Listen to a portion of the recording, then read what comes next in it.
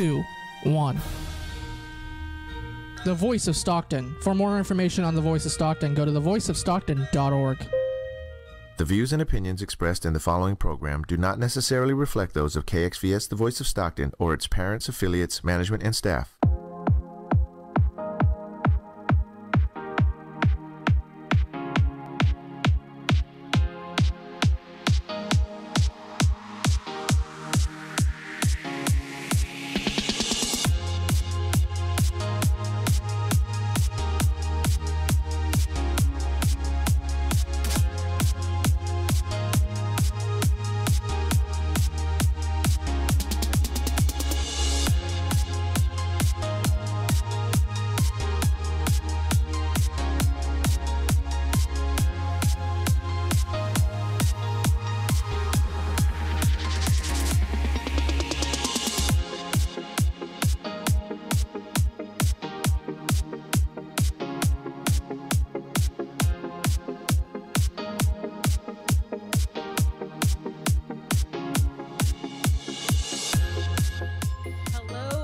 Welcome to True Talk with Christina, where we share the truth and nothing but the truth to help you create your best life. Today's show is about a survivor's story, and my good friend Marilyn is with me today. Hi. Hi. And she'll be sharing about what it takes to survive, and we're talking about breast cancer, and how to fight again when facing the battle more than once. I'm going to read my legal and compliance disclaimer. I'm share some news and stats with you, bust a myth, and then we'll get into our topic today. Welcome to True Talk with Christina. My name is Christina Kimball, and I am the branch manager for Edge Home Finance Corporation, which is licensed by the California Department of Business Oversight under the California, or licensed by the Department of, somehow every once in a while I get tongue-tied on this. Under the California Residential Mortgage Lending Act, NMLS 891464, and my personal NMLS 1484144. We support equal housing opportunity. You can find us online at edgehomefinancecv.com. I'm a licensed professional real estate agent and grow leadership development at Volant Real Estate, licensed by the California Department of Real Estate. My license number is 019124661. You can visit our real estate website at volantrealestate.com. I'm also an executive director and certified coach, trainer, and speaker, and newly certified through DISC, personality assessments, behavior analysis. I love that stuff. We believe the first person you lead is yourself. You can learn more about leadership and professional development on my website at ChristinaKimballSpeaks.com. On the mortgage front, there are a few lenders offering appraisal credits at closing. Not a check. They're not giving you a check in your hand, but up to $500 credit back when you close on the purchase of your home. So if you're planning to buy a home this year and close, get the keys to that new home by the end of the year, check with your lender to see if they are offering an appraisal credit. If not, of course, you're welcome to give us a call at Edge Home Finance Corporation. Our number is 855-428-8554, and we can help you sort through that and see if you qualify for an appraisal credit. We like free money in a way, huh? Free credits are good. For your real estate update, we have stats for 5 cities within San Joaquin and Stanislaus counties. The numbers were pulled from Metrolist as of 11:10 a.m. That's this morning. In Lodi, there are 165 single-family homes for sale. That is down from 183 last week. Stockton has 687 homes, and that's down from 775 last week. Actually, all the numbers are down, so I won't keep saying that.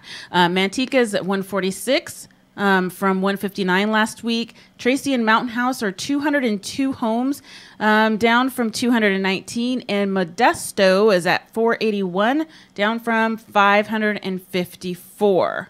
So we've been seeing upward trends, but this week we saw they were all down. We have fewer homes on the market. So I looked at the numbers from October. We don't get those until the beginning of November as far as days on market shows.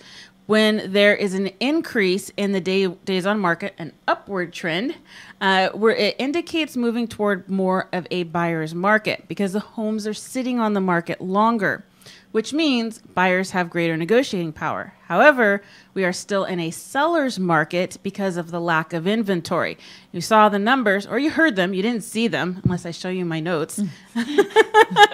You heard the numbers, and they are going down. So the inventory is decreasing. So it's kind of this win-win kind of time in the market. It's a good time to sell. Home values have been increasing, and it's also a good time to buy. Buyers have a little bit more negotiating power because the homes are sitting on the market longer, at least for those sellers who want to actually sell their home. Yes. That's a good thing. So now we move into our myth buster of the week. The last few weeks I've been focusing on food myths. Today is an exercise myth. Do sore muscles equal a good workout? What do you think?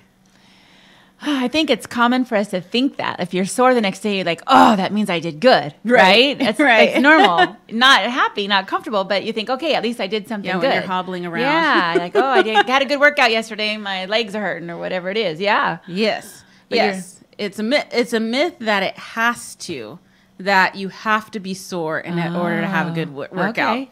So I pulled this from self.com. It's an article titled 12 Workout Myths That Just Need to Die by Alexa Tucker. Wow, that's dramatic.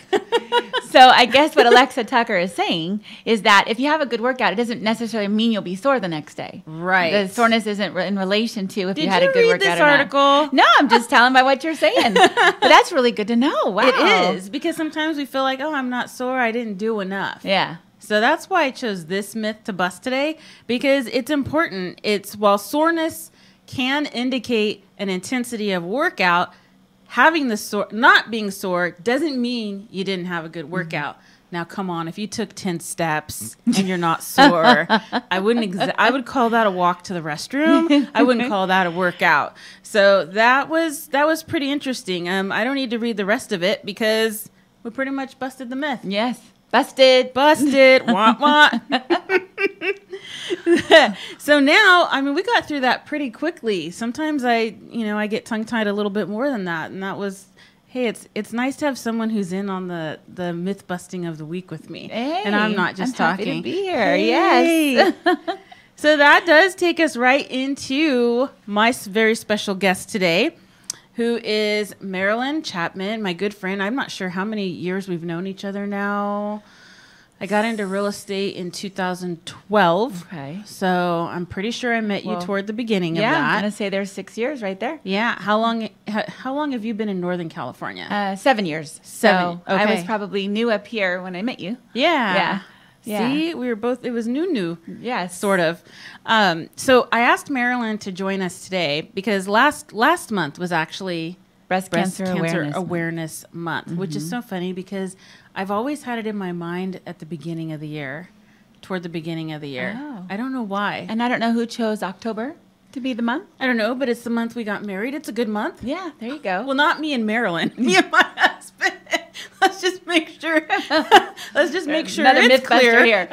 Yeah, bust another myth. We're making myths and then Yeah, we're busting there them. you go. So anyway, bottom line is October is a great month. But Marilyn spoke at a breast cancer survivor event. They were honoring.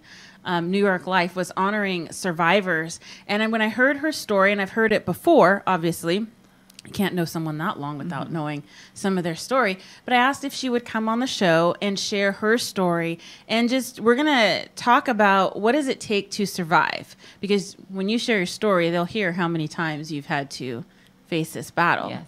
So I'll just turn it over to you so you can share your story. Okay. All right. Well, thank you. You're welcome. And thanks for having me here today. One of the things when you've gone through cancer or any kind of a challenge in our lives, we wonder why. And I can't help but to think that it's so that we can help others when they have to go through this or when they know someone else who has to go through this. So I love the opportunity to share my story. So thank you for that. You're welcome. So breast cancer has kind of become a popular topic. It's not such a hush-hush thing anymore. Yeah. I think October, Breast Cancer Awareness Month, really made a difference. And for years, we saw our NFL players wearing the pink gloves and the pink Yeah. shoes and the bright pink. And that was always nice to see manly men out there wearing their pink to show support. Yeah. And so that's also, things like that have made it more comfortable to talk about, which I think is amazing. You know, when you're a kid, the word breast, you go, woo, you know. Right. But it's a part of our We didn't anatomy. talk about those Yeah, things you don't- growing up, yeah, right? think You weren't it's an- supposed Yeah, to. you think you're not supposed to. And now I think in today's time, it's just so much more comfortable and easy to talk about, which I think is really good. It is. And so my story is that in 2008, I was 39 years old. So don't be doing the math now. I'm just teasing. 39. And I started to. Yeah, you're like, well, how old is she now? 50. I'll just help you not have to do the math. I'm 50 now. Oh, see, magical So, 50. Yes, magical 50. You do not look 50. Thank you. I don't feel 50, but I don't know what it's supposed to feel like. I don't don't feel like what I know. thought it would have felt like. I don't know, but I didn't expect it to look like this. Well, you thank look amazing. Thank you. And after all I put this body through, thank you. That's a nice compliment. Yeah. You just bust a myth about what 50 There you looks go. like. I love this. It's myth busting. Yeah. So anyway, so I was 39, found out that I had breast cancer by finding a lump myself. And I want people to hear that and know that. Yes. I was too young to start routine mammograms. So that wasn't a way I would have found breast cancer. And I think most of us think, oh, that's something that you have when you're older in life. I've known Like 50. like 50. That's old. And since I've had breast cancer, and obviously speaking to so many other women who have, it's not uncommon for younger women to have breast cancer. Right. It used to be, or maybe it just wasn't talked about. Who knows? So 39, found the lump, went to my doctors, and sure enough, you know, they kind of try and move as quick as they can from the day you see the doctor to they send you off for an ultrasound and a mammogram. Then there's the waiting game of the unknown, trying to get test results. Then they, you know, the next step is to do a tissue sample to see if it is cancer. And then the next step is, okay, if it is, you have to make some decisions. All right, do I want to start with the terms that you hear in breast cancer world is a lumpectomy or a mastectomy. Lumpectomy means they just remove that section that has the lump, or a mastectomy means removing the whole breast. And you can do a bilateral mastectomy or a single mastectomy. So one or both. One or both. Used to say double, now they say bilateral. I don't know why. So More technical. yeah, it sounds more technical. And you've heard of breast saving techniques, which people tend to want to do a lumpectomy then. In my case, I did start with a lumpectomy. However, one of my margins weren't clear. I don't know if you've heard those terms before when you're talking about Can cancer. you explain it? Because Not everybody knows that. Yeah. So when they take a lumpectomy and they take that section of where they found the tumor or there sometimes it's a calcification cluster in your breast. That's a mouthful. Yes, it is. Talk about tongue twisters. yeah. And wherever, if you're having cancer, wherever there might be a tumor of the site of where there's cancer, they always take a margin around it. They want to not just take where the cancer is, but take the tissue around it and different measurements depending on where it's at. And they send that to pathology, and pathology is where they test it for cancer. They want to confirm that the tissue around where the tumor or the cancer is clear, Yeah. meaning that it's not spreading anywhere else besides there. So one of my margins was not clear, which meant that I was going to have to go back in and this is the term my doctor said, scoop out some more. It's not ice cream, No, doctor. I know. I'm like, scoop. I'll never forget that. Or have a mastectomy. And that was his recommendation. But, you know, when it's your body, it's really up to you. So you get all these options. Yeah. And you kind of, some part of you wants, or at least with my experience, some part of you wants someone just to make those decisions for you.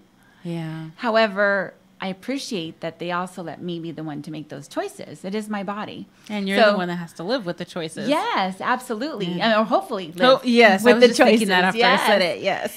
And so, of course, you ask questions to the doctor like, well, what would you do?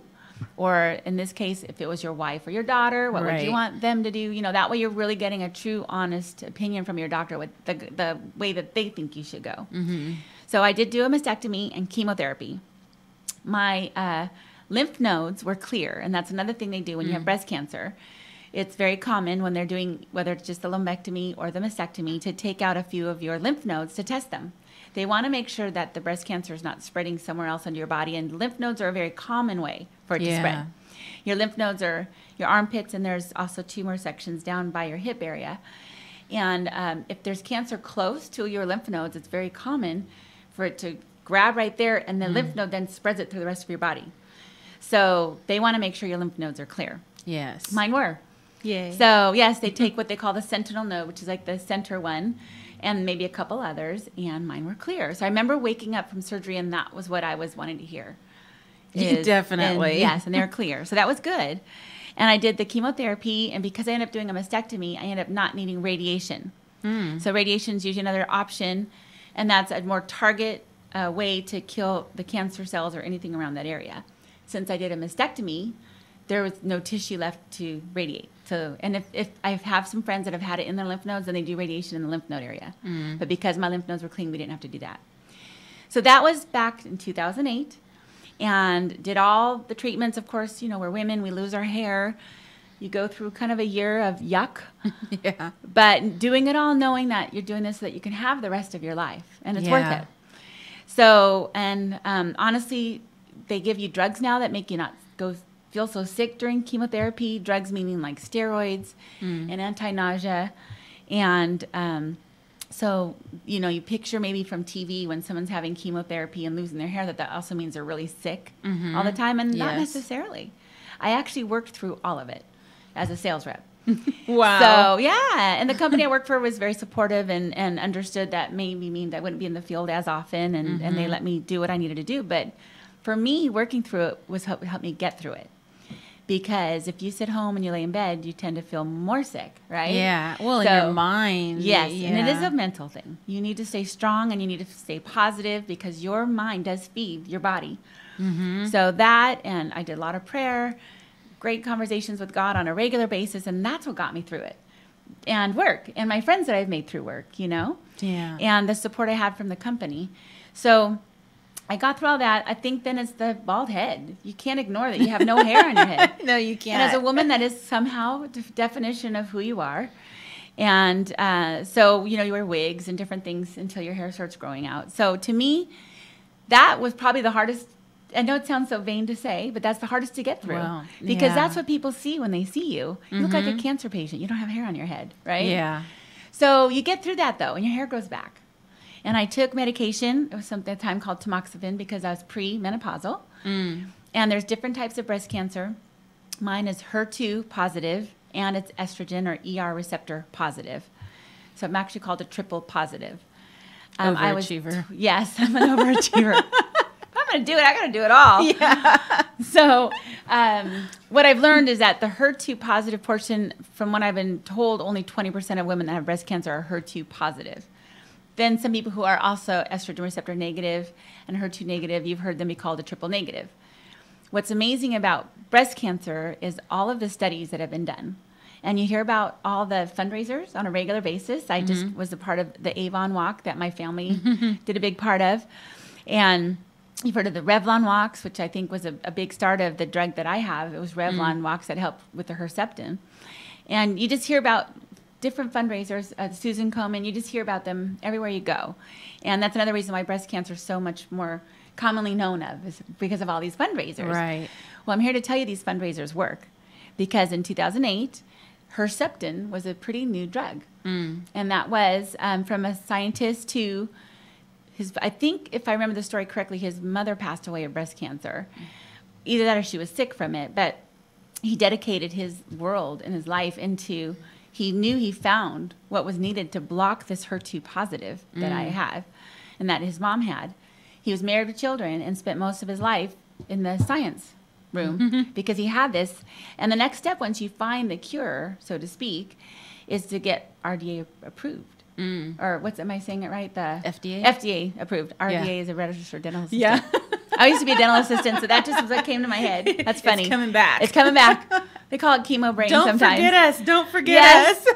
FDA approved, which is it's a lot of money, and you've heard of trials Yes. that people get to be a part of, and and it's just time consuming and a lot of money. So Did was that used on you back in 2008? it was already beyond that point. It had already been approved, but it was recent. Okay. It was new. Okay. And because of it, we knew that finding out that I was a triple positive wasn't a life sentence for me. There was, hey, we've got this new drug now, and it's going to keep you moving on forward.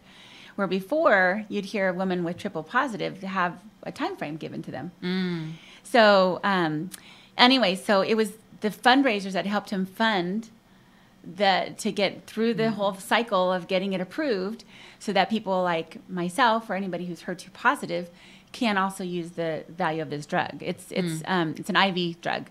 So you get it with chemo, but then you take it for a whole year after. Okay. It's a full year treatment.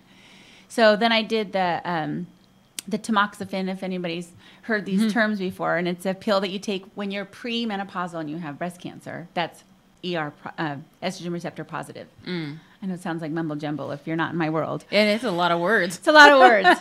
So New words for fast people forward. if they haven't Yes, heard it is new. So fast forward to 7.5 years later. Now I've moved to Northern California, and some signs were happening that made me end up finding out that my breast cancer had spread. They call it stage 4 when it spreads to other parts of your body. Right. And they call it metastatic breast cancer or metastatic breast cancer. And it metastasized in other parts of my body. So it was no longer in my breast. I had a challenge with breathing, which is how we knew something was going wrong. I had a lot of pain in different areas of my bones. My hip was a big one, my back, my ribs. So I was blaming that on everyday life. You know, we sit in the car, you sit at your desk, that's why my back's hurting. And my hip, I had a friend who isn't too much older than me who had happened to have a hip replacement at what I would consider a young age. So I remember I can't like sit Indian style anymore or get on the bed with lifting that side of my leg. I just would tell myself, I'm going to be one of those people that probably has to have a hip replacement at a young age. Didn't think cancer. Right.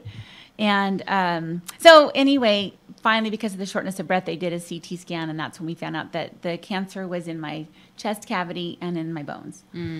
So come to find out so now I'm back into what do we do? They did a biopsy. Now, this is also going to sound crazy. We were excited that it proved to be breast cancer. Because it could have been lung cancer or bone cancer on its own, but it was breast cancer that had just spread to other parts of my body. And the good news is that breast cancer is treatable. Right?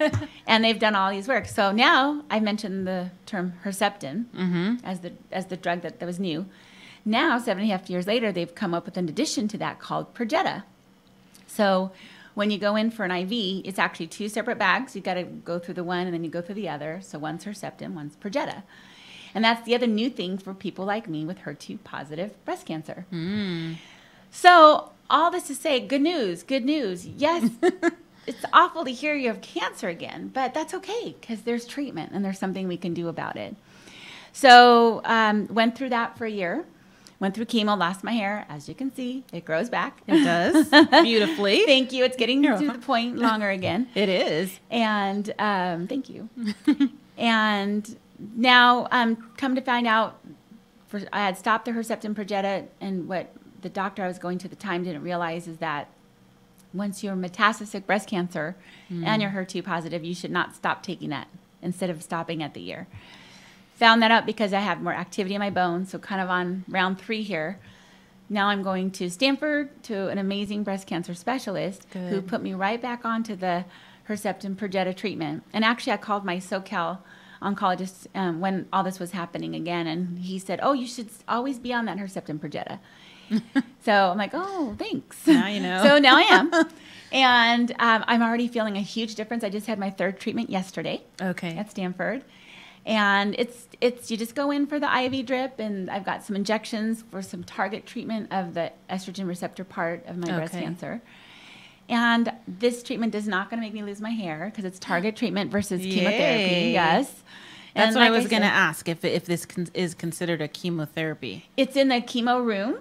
And it has to go through, it's a drug that's administered, so they call it a chemo check. I mean, they use the term chemo, but it's not the chemotherapy that we all know of that can be toxic. And that's the one that makes you lose your hair. And the reason why is it's stopping your body from reproducing cells. And that's how they fight cancer with chemotherapy. Well, now with all the latest studies with breast cancer, they're finding more and more target treatments. So you don't have to do what my doctor called a sledgehammer to your whole body.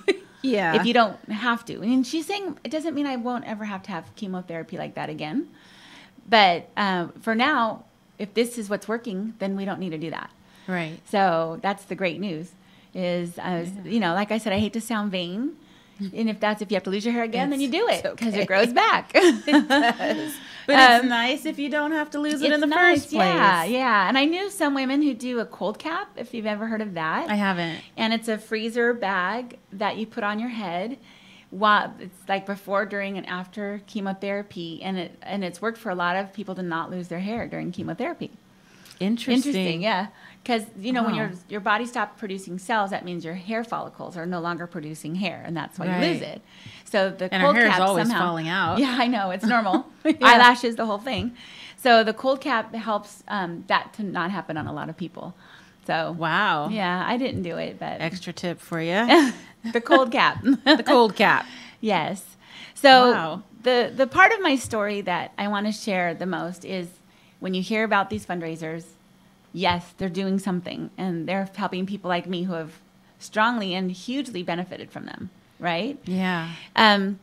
The awareness is important. Which means we all have. Yes. Because you're still here. Oh, well, thank you. You're stuck with me longer.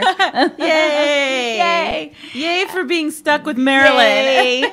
See that I'm glad you said that, because you always wonder, was it really going to do any good? Mm-hmm. Where is it going? And you are a living example. Thank God you're living Yes. example Yes. of a result of those fundraisers. Yes, absolutely. So I was so glad when you said that when we were at the event last month.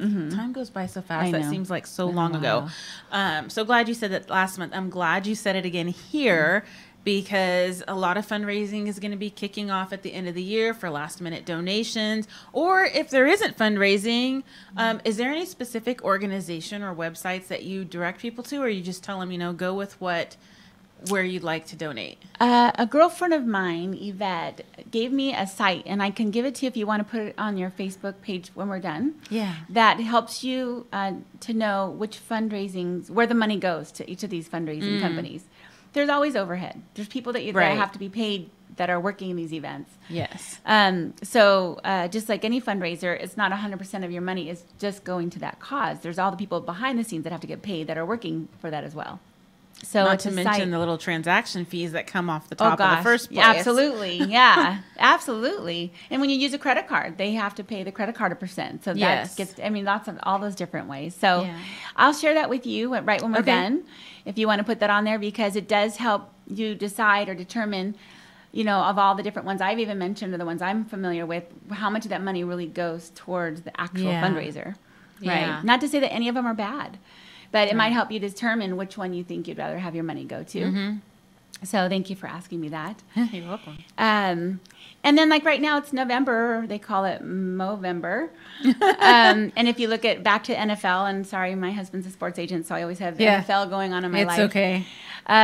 You see the camo, and there's for the services, and you see men that don't shave their face to honor, the men of our veterans, and we just had Veterans Day Yeah. to honor that, and so the veterans need help too. I mean, so if you're really wanting to donate money, there's other places besides breast cancer, but if you know someone that's near and dear to your heart that's had breast cancer, it makes it a Yeah. little more personal when you're able to share and give a little bit of that money. Yeah.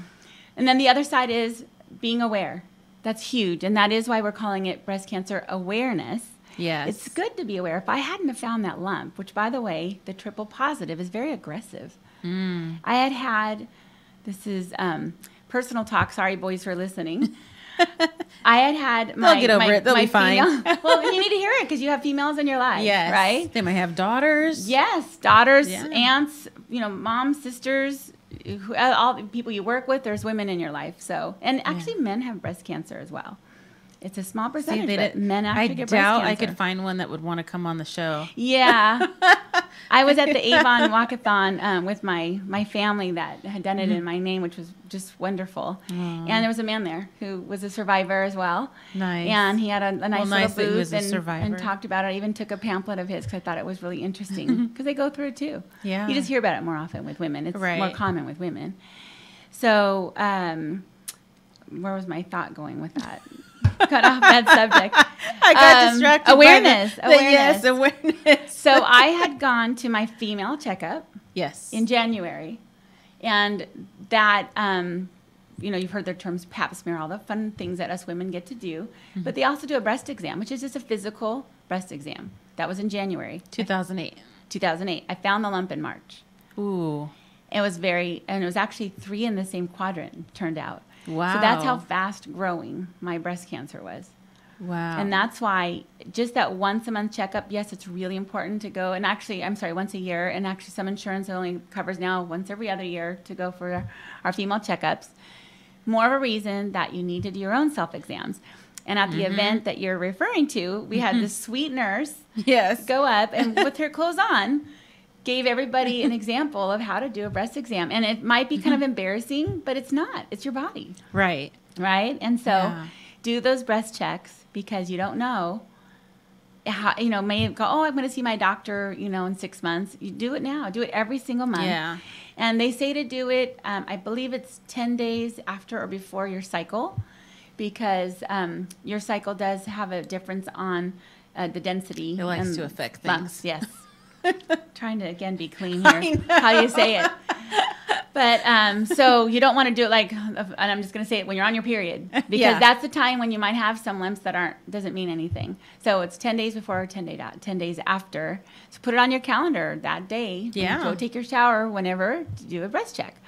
So that's really important. And I'm so blessed that I found my lump. Yes. And was able to be active. And my doctor was active and got me right away into an ultrasound. And like I said, the experience is as a day feels like a year when you're waiting. Yes. And sometimes you find out, you go in on a Thursday and they say, we'll give you the results next week. So you have to wait all weekend. What? And yes. So the waiting and the unknown is the torture of it all. Yeah. But once you find out what it is, then you can grasp it and make the next decisions on what to do. So awareness, and I'm in my line of business. I work with real estate agents, as yourself, and I gave a presentation at a real estate office, and people, I had to tell them what was going on in my world because I was going through chemotherapy as well. So at this office meeting, let everybody know, okay, you guys, this is what's going on in my world. Good news is, it's treatable, and I'm going to be fine. But it's really important to do these breast checks. And one of the real estate agents. And I'm not going to name names, and he's from Southern California. He went home and told his wife. And he said, honey, this friend of ours who we get to see at our office all the time, part of our team, had this happen, and we need to do a breast check on you. And the wife kind of giggled and said, yeah, right, you're using this as an excuse. But she let him do it, and they found a lump. Wow. Yeah. It gave me chills. And so when I saw him the next time, he said, you may have saved my wife's life by having that talk to us at our meeting. Yeah. Because, that's not the topic that you talk about at a real estate meeting, but I just felt like I needed to share. Not generally. But because everybody there knew me, I felt that I needed to share. So times like this where you're giving me the opportunity to share might seem uncomfortable to hear or talk about, but it's a real thing. And you can save people's lives. You never know. Exactly. Because say I hear it. And because somebody knows me, they're watching this show because I'm like, I heard your story. I'm like, are you comfortable sharing it on the show? And then somebody's watching. Maybe you're watching and maybe you're not affected, but you tell someone else who tells someone else who tells someone. You just never know the ripple effects. Exactly. You never know. And that's why it's about awareness, is trying to make everybody know so that we are aware. Because if you can stop it before it starts spreading. And even though I'm in the stage now where it's been spreading, good news is it's not in my organs at this time. Yes, that is good news. Right? So if I'm staying proactive with this, I'm stopping that from happening. Now, you might know someone who has gone to their organs, and then they're going through a whole nother stage of what they're doing to fight this. And back to the good news, they've come so far with treatments. And even I'm doing this target treatment now. If there gets to a time where my body doesn't accept it, it's not working anymore, they're already going to have something else new that's going to work. Thanks to me. The fundraisers and people's donations. Exactly. They're always working. Always working on it. So with this treatment, do you have like physical side effects? Anything that you'd want to share? I mean, because I don't know that you're going through. Because chemo, we imagine someone just looking sick and in pain and throwing up. Not all that. Are there side effects? There might be from the drugs, but like that you're experiencing. Any kind of a drug or treatment that you take will have some form of side effects, and they're different on every body. Yeah. That's why when you hear a drug commercial, they spend about 20 seconds going may cause, and they go through the whole long list And of they things. make it sound really happy. or- May cause death. They even say death. Okay. Yes. But so there's, everybody's different. And that's why you do it under a doctor's care. Yes. And they keep an eye on you to make sure that the reactions that your particular body is happening is okay.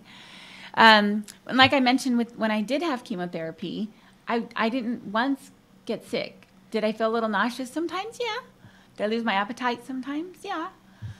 You get this weird taste on your tongue. If you've ever had chemotherapy, if you know anybody who has, you get like a metal taste on your tongue that changes the taste of everything, and constantly wanting to chew on gum or do something to help that taste in your mouth. Yeah, that makes sense. Yes. And if that's the worst of what you go through, it's fine. It's just what you go through. And so this time I've noticed a little weird taste on my mouth. It's not that same metal taste. I actually saw my doctor yesterday, and we were going over it, and it's not common. So they're just making notes on my chart because everybody's different. Yeah.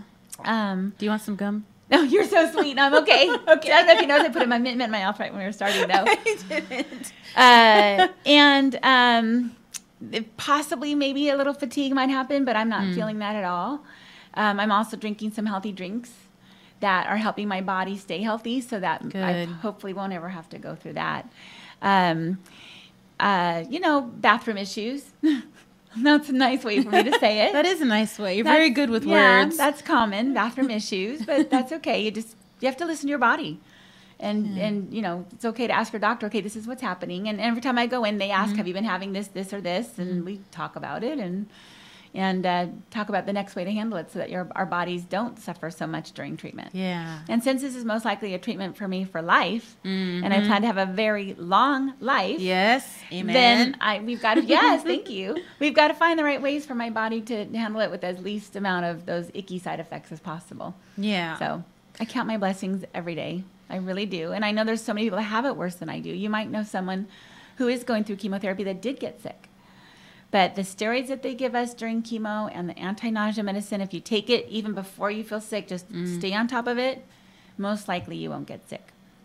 And that's huge because it's they've figured this out so that you don't have it's your quality of life. Quality of life, absolutely. Even if they're not working as diligently as you do, it's still a quality of life to not have all the icky sickness. Yes, the icky sickness. From it, the icky sickness. Yeah. So with family and friends, because I know the last time there was I don't know what you call it, but like a food train set up, and we got to sign up and drop meals off at the door. Yes, I'll never forget the one that you sent. It was so delicious. I'm like, where did you get this? Remember? Yeah. At least it didn't taste like metal. Yay! Absolutely. So I mean, some people get sick, and that's helpful. What would you say is the most important thing that friends and family can do for somebody facing what you're going through? And thank you for asking that, because that is another message that's good to share. And again, everybody's different. Yeah. And I don't want to say the most, because there's a few. Okay. Okay. Share as many as you like. Okay, good. You're limited to 2. I'm just kidding. Please, can I have more? I'm just kidding. Just support. Just different things people can do. Yeah. Support is huge, but every body or every person or persona needs it in a different way. Mm-hmm. And it's not even just like always. It could just be for this moment of what I'm going through. Yeah. For an example, in our technology today, we text message a lot, right? And so people will call and text, and it's wonderful, saying, I'm thinking about you, I care about you, I love you, let me know if you need anything. All those are wonderful things. But what I made sure of with my friends and family is, if I don't reply, please don't take it personal. Because sometimes when you have a lot of friends and a lot of family, you get inundated with it, and it almost becomes like a job to reply to everybody. Yes. When you're not feeling good, that's not something you want to do. Right. And so it's just make it clear. If you're going through this, make it clear to your loved ones that you really appreciate it and you need it. It's really nice to see and to feel loved and to know that people are praying for you. It's just amazing. It doesn't mean that you can always respond and let them know that you got it, but they'll know. They sent you a text message. They know you got it, right? Yeah. And for someone who's on the other side and wanting to share that you care about somebody, when they're going through something like this, send them that text or an email or a gift or food train, whatever it is. But don't expect a response. And it doesn't mean Yeah. that they don't love and appreciate and care that you gave this to them.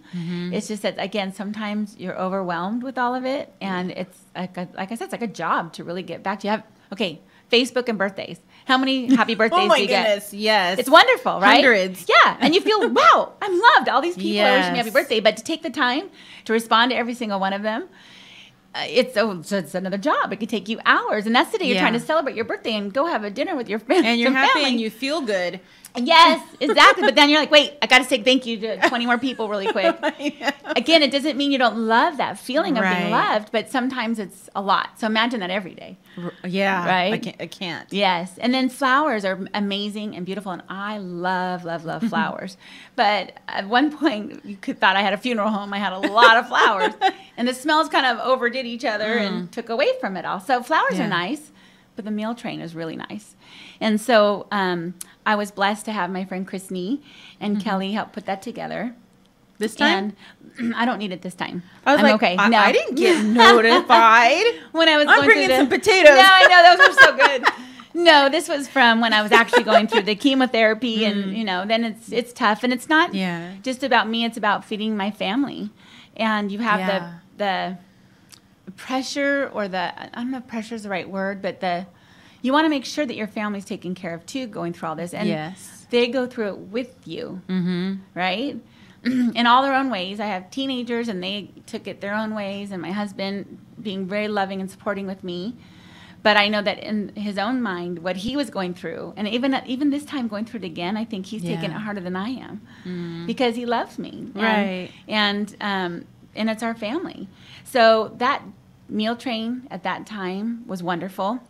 Now for me, we only did it 3 days a week, because doing it every day, it's a lot of food, and there's leftovers. And leftover, yes. And so we did it, I think, 3 times a week. And we actually put an ice chest out in front of my Yes. door, because not always was I up to answering that door and having Yeah. a conversation with somebody. Not to say that the person leaving the food was, I hope I didn't disappoint anybody by saying, hey, I'm coming all the way to your house to deliver this. I don't think so. Okay. It felt a little weird. I'll say from my Yeah, my here, perspective. dropped It felt it a off. little weird just dropping food off and not saying here you go Yeah, or can hello I or have a hug, anything. or- It felt weird. Yeah. But I completely understood. Yeah. I've gotten hugs since, so Yeah, there I'm you good. go. Thank you. But it is. It's. I appreciate everything that you're sharing, because it can help people understand, help people not From get the other offended. side. Yeah, don't get Yeah, offended. And then don't- my friend Jamie here had made a cute little sign that said, I'm sleeping, I'm napping, if you can just leave it here, or thank you, I appreciate, different things, so I could pick which sign to put out. Yeah, And that was really nice. that is. And so we did have food with leftovers, and I think that it wasn't just feeding me, it was feeding my family and not having to Yeah. worry about what are we going to do for food today. It removes know, the stress. It removes the stress, and stress is a fuel to cancer. So anything you can do to take away that stress is wonderful. Yeah. So the meal trains are great, and the way they do it now, you can even write specific types of food, like if someone's gluten free or they don't like Or peas, trying not or to avoid carbs. I'm trying not to have That's carbs so huge. much, or we love carbs, desserts are great, whatever it is. You get to say Bring a little on bit the on brownies. there, yes. And there's so many ways to deliver food now that means you don't have to do it in person. So I just signed up for a meal train for a friend of mine whose husband has cancer, and they're actually at Stanford today with his first treatment. Oh, wow. And I won't mention names. I know that they're not being private about it, but and I signed up about it. But I know that if I can't be the one delivering it that day because it's in Manteca, that I can order it and have it delivered. There's Yeah. Easy Cater, there's DoorDash, there's Postmates. There's different types of sites that you can have deliver the food for you. Yeah. So even if you can't be there in person, you're just helping. That, like, to me, feels so good to help somebody else, because I know how great it felt to be on my Yes. side. So even if you don't have a lot of money, at least it's something little you can do. Or you can make a lasagna or something and bring it Yeah. to their house, Oh, that sounds good. And that, I know, right? Us no carb people. Lasagna. Yeah. No lasagna. Just don't ignore it. Pretend you didn't hear it. You can make lasagna with zucchini instead of noodles. At least slice zucchini. You can get very creative Yes, with things. yes. Very creative. Yes. So all those ways, and then you've heard of GoFundMe. There's sites that people put together to raise money. There's a few other ones as well. And it's tough because you want to give and you want to help, but not all of us are financially in a place to do that. Right. So you want to ask what you can do to help, but not be in their face, because maybe it's nice to know that someone says, I'm here if you need me. Mm-hmm. But doesn't mean you always have to take them up on that. You know? Yeah. Well, I've even seen people start Facebook groups on Facebook or pages to where people can leave comments of encouragement. Yes. Which is really nice because the person doesn't have to feel like they have to respond, but they can go on there in the middle of the night. If they can't sleep, they can read just feel the love through the computer. Yeah. I mean, it sounds, okay, that sounded weird, but it's true. Yes. It's true. Well, and it's good to have some form of a blog because instead of having to tell the same story over and over and over, whether it's you or your spouse or somebody in your family or friend that's helping you do it, because everybody wants to know how you're doing. Right? Everybody wants to hear the latest. What's the update? How are your treatments doing? And instead of having to tell the same story over and over and over, you could put it in one place. So if you're like me, who I'm like an open book. I'm not shy. You can hear everything I'm going through. You are kind of shy. You need to work on that. Yeah, I'm sorry. And then you just put it on Facebook or whatever. You know, you can connect them with Instagram. You can connect it with Twitter, whatever. If you want to pick one, that'll go to all of them. Or there's other sites that you can do. That's even just apps. Blog. Yeah, there are. Even video. I just discovered, okay, I'm a little behind on this, I guess, Marco Polo. Are you familiar with that? Yes. I'm like, this is so cool. You can do the video messages, and it's faster than texting. Yeah. And I'm always touching the wrong letters and words are getting messed up. So I'm like, video's great. Here's my message to you. Bye. Yes. Well, and you're easy. Obviously comfortable in front of the camera, and not everybody is, but it's a way to get comfortable. It is a way to get comfortable. Yes. And just you can share, and people can even let's say if I was sick and I'm like, I don't care what I look like. People know I'm sick or I'm going through something or I'm going through treatment. I could do a video that my friends are going to see. Everybody's not going to see. They can get it right through the app. Facebook blast. It no, could be just it doesn't have to be touched up. You don't have to do any of that. So it's just, there's so many different ways. Group Me is another app if for texting. And what's that other one? There was one that was, we don't need to go into that, but you can find an app. That's the bottom line. Our YPN group is starting to use Group Me because we have committees and events that so many people have their hands in, and it's one place that everybody can communicate with each other and find it. And find it, because if you're like me, I get a lot of text messages, so it can get lost under all these other text messages, and that's for sure. Even Facebook, all the notifications. Oh gosh, we were just talking about that. There's another app that's really good for communicating and coordinating, and I'm completely forgetting the name of it. You could put it on the Facebook later if you think about it. I could. Yep, I could. And we will do that. So blog what you're going through so that you don't have to tell the story one time or have someone help you do that. And I will tell you, it just feels wonderful to see the responses. And my husband had taken a picture of me doing treatments again recently. And I was like, oh gosh, do we have to post that? But like I said, he's going through this with me. And then the love that you get and the comments that people actually take the time out of their busy days to write. Just helps you heal. It's all part of the healing. So I recommend you don't feel like you're alone. Yes. And your husband doesn't feel like he's alone. Yeah. Because like I said, we're all in it together. Yeah. And he's just amazing, has been by my side and is going through it with me. So people were able to even make comments to him, through that. So all of you who did say something, thank you. It really does. And even though I can't make a comment underneath all of them, reading it is part of the healing. No, you're loved by so many people. It'd be impossible for you to keep up. Well, I don't know about that. Well, I just wouldn't be able to have another job. Yeah. And you want to do that so you have your income coming into the household. Yes. And like I said, count your blessings every day. Someone can have it worse off. We have these awful fires going on right now. And, there's all different kinds of sicknesses going on. But, our natural disasters that are happening and people losing their homes and running out with nothing but the pajamas that they're wearing. I mean, you hear these stories. So I do count my blessings every day. Another big lesson. So this is my final one, my final takeaway. If there's anything I can say, if you're someone like Christina or myself, we're givers by nature. We love to give. It feels really good to give. It does. We know God's in our heart and he wants us to give. So we know we're doing the right thing when we give. Sometimes for givers, it's hard to receive. And someone said something to me, and it really helped me. And they said, don't take away someone else's joy from wanting to give to you. Because people wanted to do fundraisers, and Susan Golding did a paint night for me, and I was so embarrassed. Like, oh, gosh, did I need the money? Yes. I mean, medical bills coming out of my ears. Yeah. And we talked about stress and trying to heal when you have stress. And money is big stress. and it was awkward for me to accept. Yeah. But I'm really glad somebody said that to me, because I know she did it from her heart, and the people who came and participated did it from their hearts. Yeah. And the GoFundMe page, again, I'm so embarrassed that people are wanting to give me money, you know.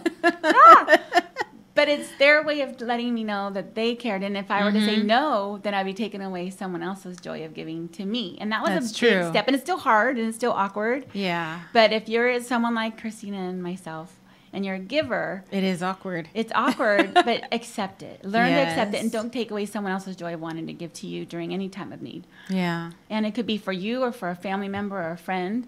Give them that advice as well. Let us give. Because it feels Yeah. good to be on the giving side, and sometimes you have to be on the taking side. That's one of the reasons I love Christmas. Oh. It's because I love To giving. give I went in presents. horrible debt when I was younger because I wanted to I just give.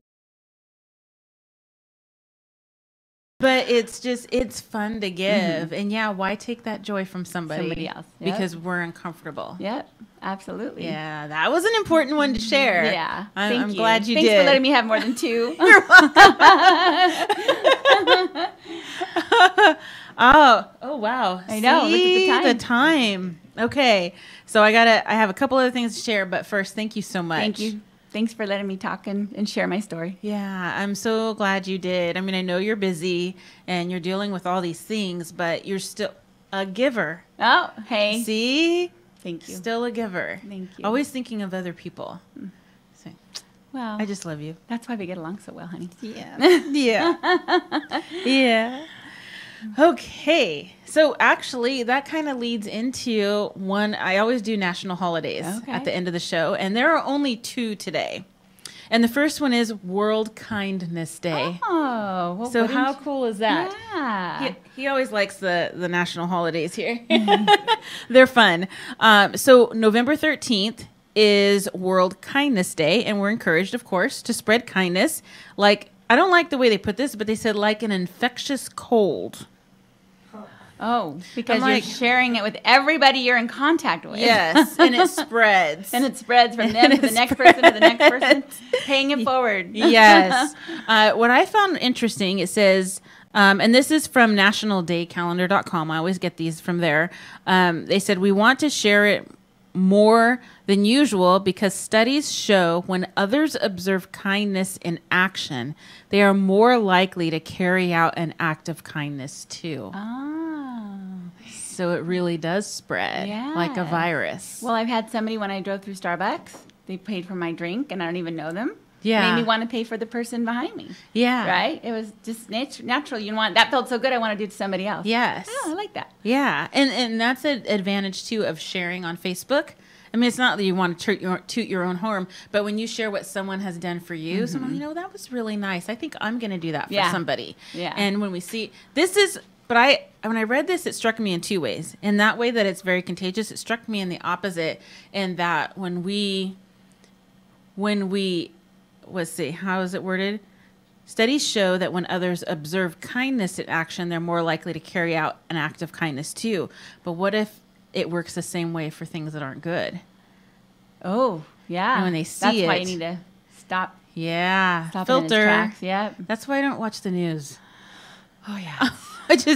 I don't want all that negativity. Yeah. I'll get news highlights like on social media and on websites and things like that. But I'm very cautious now. I have boundaries, and I don't want all that stuff Yeah. in here. I want this kind of stuff Yeah. in here. My husband The watches news kindness. by YouTube a lot now, because then you can pick the subject that you want to watch Yes, about. the section, huh, the And segment. it could be even live in some of those. Yeah. Oddly. A lot of live on Facebook Yeah, too. yeah. And so it is nice we can filter that. So I just want to encourage you, if you'd like to filter out some of that negativity and make every day World Kindness Day. Yes. That's what I think Doesn't it just should have to be November 13th. No, no. It's also taking an unlucky number and making it lucky. There you go. For Always. those that, kind of look at those things. So anyway, World Kindness Day. They do... this one started, the World Kindness Movement started World Kindness Day in 1998, and it spread to 28 countries. Oh, that's really cool. It really does spread like a virus. See? even bigger. Yes. So I thought that was pretty cool. So obviously the way to recognize and celebrate World Kindness Day is to do something kind. Something kind. Yeah. Maybe make somebody a meal. Or have it delivered if you can't deliver it Yeah, yourself. or have it delivered. And our second national holiday, it is National Indian Pudding Day. Ooh, I don't know if I've ever had Indian pudding. I didn't know either. I didn't know that was a specification. Yeah, I didn't know it was a thing. So it's observed each year on November 13th. It honors a cold weather classic, which is a traditional New England dessert. I'm like, I didn't expect to see New England with Indian pudding. Yeah. Okay, it threw me off a little. So it was a 17th century. It was in the 17th century. The English colonists brought hasty pudding, which I think it's in a Christmas song or some song or something. Hasty pudding to North America. That's Fiji pudding. That's right. Thank you. Not that I know what that is either. I don't know either. Yeah, we'll bring. Is it figgy pudding? Is it fig pudding? I don't. Fig Fig pudding? Oh. I don't know. An Indian We're pudding. not, pudding we're not sounds pudding better. experts, Yes. obviously. We need a pudding expert. So English colonists brought hasty pudding to North America and completely transformed it. Although it was initially made with wheat, ignore that part, gluten-free people, they substituted cornmeal due to a shortage of the grain at the time.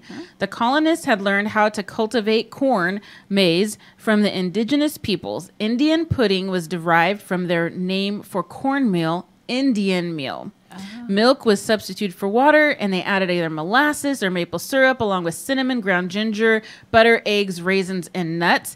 Indian puddings then slowly baked for several hours. I was like, wow. Yeah. That's a long time yeah. pudding. To a much smoother, I skipped. Transforming its texture from the original porridge-like quality of hasty pudding to a much smoother texture, which is more typical of custard. So they like to serve it now. It's, some restaurants still have it. I thought I saw earlier about, here it is. The long cooking time required for Indian pudding did not appeal to 20th century home cooks. Oh, yes. So, Instant gratification. yes, we want it microwaved yesterday. Yes. So it's still associated with some autumn holidays. Go figure. And it's occasionally served by some restaurants. I don't know where, but I think when I'm my travels, I'm going to be looking for Indian pudding. I bet you if we just type it in, We'll Google, find it Yelp somewhere. it somewhere, it'll come up. Okay, who in Stockton, who in Central Valley, Northern California is selling Indian pudding? We'd like to try it. Yes. Let us know. Let us know. So how do you observe it? Enjoy this slow cooker Indian pudding recipe that you can find on nationaldaycalendar.com. Oh, well, there you go. See? You So? can make our own. Yes. They were unable to determine who started this, so we'll just enjoy National Indian Pudding Day and not worry about its origins. There you go. So that's that. Thank you for joining us today. I hope you'll join me next week for True Talk with Christina. We are live at 1:05 p.m. every Tuesday right here on The Voice of Stockton on KXVS Radio. Currently, you can watch The Voice of Stockton on social media through live streams on Facebook, YouTube, and Periscope. If you like what you hear, consider becoming a supporting member of our station. You can learn more at thevoiceofstockton.org. Thanks again for tuning in. Have an amazing week and let the truth be your guide. Bye, everybody. Bye, everybody.